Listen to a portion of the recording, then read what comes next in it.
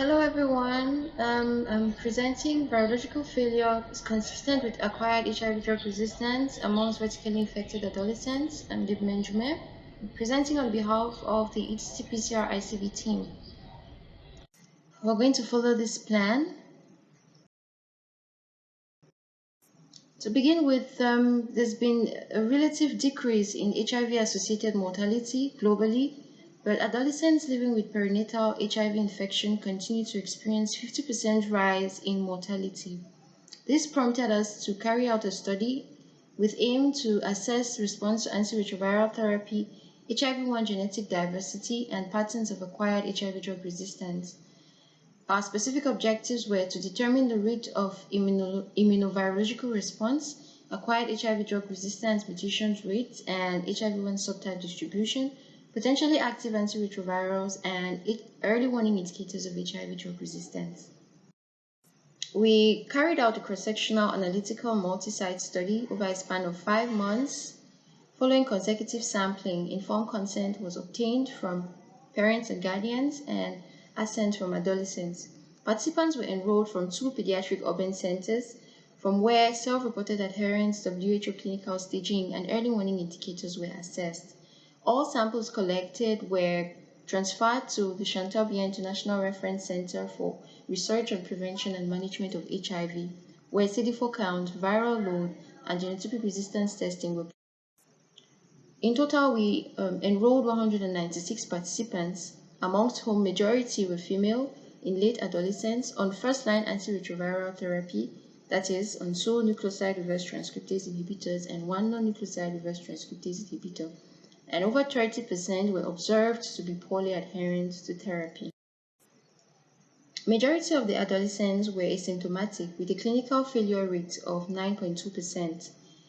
Determination of immunological failure defined by CD4 count below 250 cells was seen to be 15.8% in our study population. Predictors of immunological failure were advanced age, female gender, and poor adherence to therapy. We observed that the virological failure rate was as high as 34.2%. This could be explained by the fact that these adolescents have been on long-term exposure to low genetic barrier antiretrovirals. 65.8% were seen to be virologically suppressed, that is below 1,000 RNA copies per mil, and only 66.6% amongst these had undetectable viremia, implying that there's still a lot to be done for the 90-90 target to be met. Predictors of virological failure were first-line antiretroviral therapy and poor adherence to therapy. HIV drug resistant mutations rates were as high as 92.2%, associated with being exposed to non-nucleoside reverse transcriptase regimens.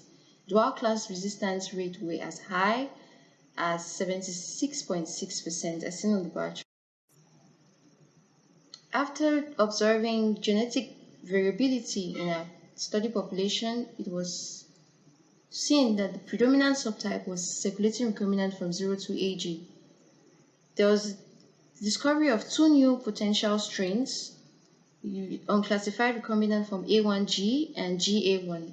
Could this have any impact on treatment response and disease progression?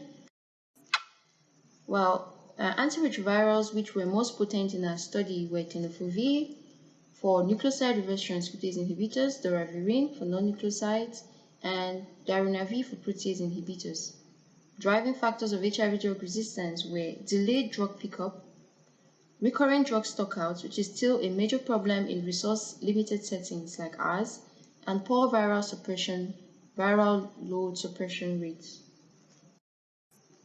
In conclusion, predictors of immunological failure in our study were older age, female gender, and poor adherence. Virological failure rate is high due to a high HIV drug resistant mutation rate and due to poor adherence. There's also a high multi-drug resistance rate due to the use of low genetic barrier drugs, which requires third-line ARV use. Active drugs for these participants would notably be tenofovir plus amivudine backbone, plus all protease inhibitors and integrase strand inhibitors. Factors favoring HIV drug resistance were recurrent drug stockouts, delayed drug pickup, and poor viral suppression rates. Hence, in order for us to effectively transition from adolescent care to adult care, there is need for improvement of drug supply, enhancement of adherence, particularly in female and late-age adults. This is a brief summary of the findings we got, and we observed that for all patients with these risk factors, advanced adolescents, female gender, poor adherence, there's high suspicion of immunological failure, which should require biannual CD4 count monitoring and reinforced adherence. For those on first-line antiretroviral therapy and those who are poorly adherent to therapy, there should be suspicion of virological failure, which would require reinforcement of adherence still and closer viral load monitoring until the attainment of viral suppression.